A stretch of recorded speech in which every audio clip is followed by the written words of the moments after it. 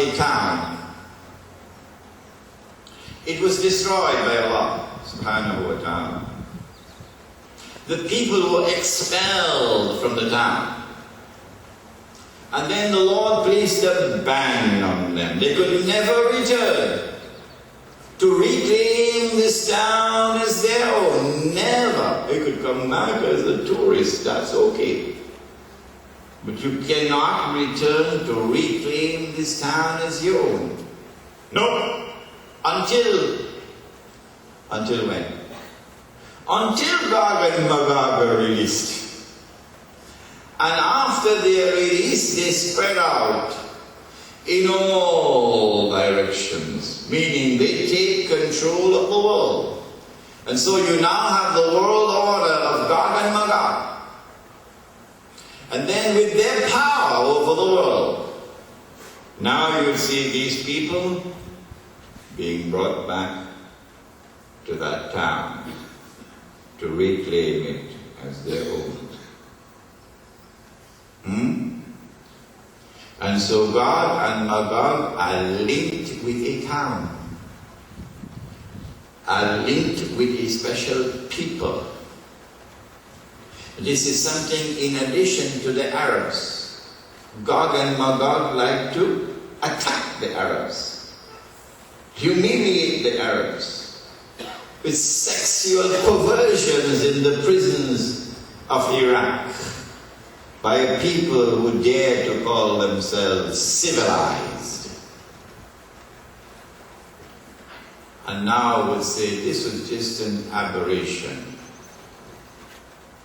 Which town is this that is linked to Gog and Magog?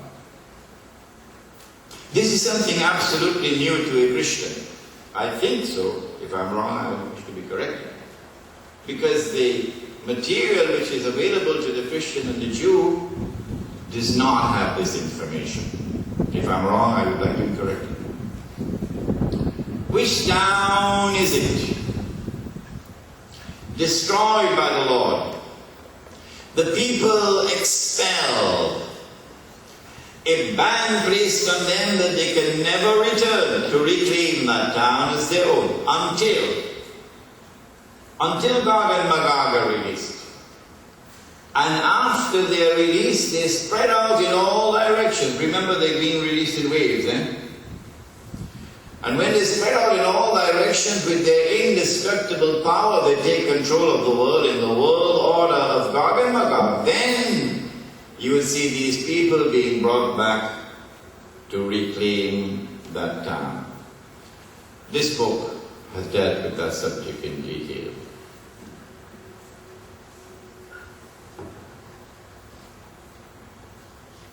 As I read these two verses of the Quran 10 years ago in New York, like a flash it came to me, an intuitive grasp. Wait a minute. This is Jerusalem. Yeah, this is the Holy Land. This is the Jews. But that was only an intuitive insight. I had to go on now to do my homework. How to prove it? You can't prove an intuitive insight. Yes, it can be proved. It is Jerusalem. How? Let us go to all the statements of the Blessed Prophet on Gog and Magog, called Ahadith. So I collected all the Ahadith, almost all. Now let me go through them and see whether there is any town mentioned linked with Gog and Magog, which fits the description given in the Quran. So I went through all of these hadiths, and to my amazement, there is only one town mentioned, only one. And it is a town which fits the description. And it is Jerusalem. Yes. But in the hadith, of course, the word Jerusalem does not occur. The Arabic word occurs, Baytul Maqdis, which is Jerusalem. And so I came to the conclusion that the town is Jerusalem. And so the Quran was saying that when you see the Jews being brought back to the Holy Land, to Jerusalem, to reclaim it as their own. 2,000 years after the Lord had expelled them out. You must know that this was made possible because of the world order of God and Magog. I was amazed by this discovery.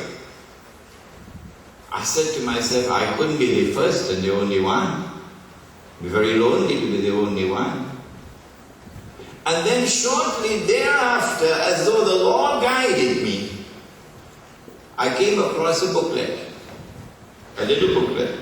If you come to my class on Thursday at 6:30, San Fernando, Jama Masjid, all of you are welcome to my class on Surah Al-Kahf. I'm going to bring that booklet to the class. Get it photocopied. So you could get a copy. You might have to pay $1, $2 or so to get it.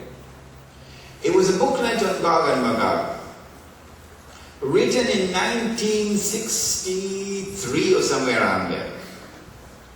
And the author of that booklet was a friend of my teacher, Maulana Dr. Fadhur Rahman Ansari. I read the booklet, and I found that the most important point of all made in the whole booklet was that the town was Jerusalem. The town was Jerusalem. The rest of the booklet didn't impress me so much, but this was impressive. And then in the preface, the author says that he was grateful to Maulana Dr. Ansari, who guided him and explained the subject to him. And so I came to the conclusion, tell me if I'm wrong.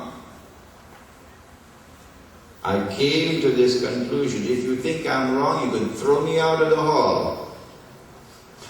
I came to the conclusion that if this is the most important point made in this booklet, and if the author acknowledges his depth of gratitude to Dr. Ansari, who guided him and explained the subject to him, I came to the conclusion that Dr. Ansari also must have held a view that the town was Jerusalem. If it is an unreasonable conclusion, take me and throw me out of the hall.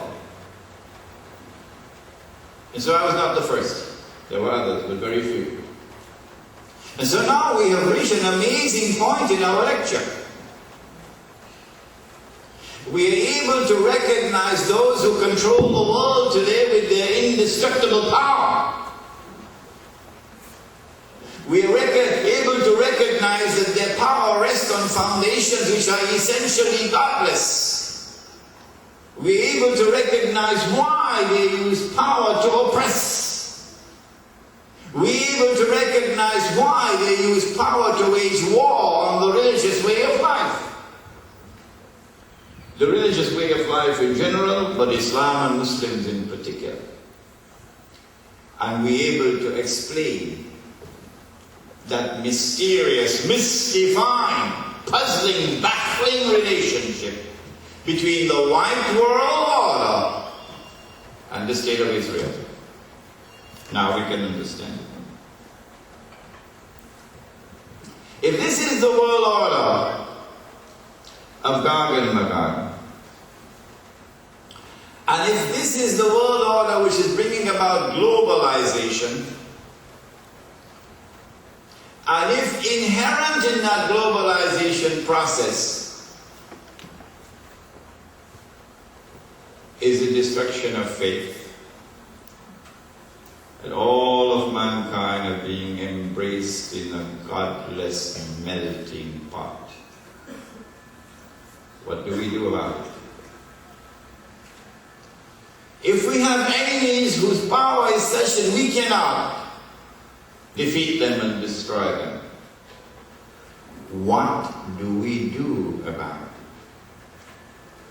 if we know that this is part of the divine plan to send this evil storm through the world, what do we do about it? In the next lecture, which is Surah Al-Kahf in the modern age, you get the answer.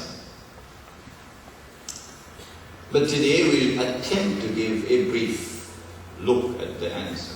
But before that, how long will this storm last? How long will these oppressors continue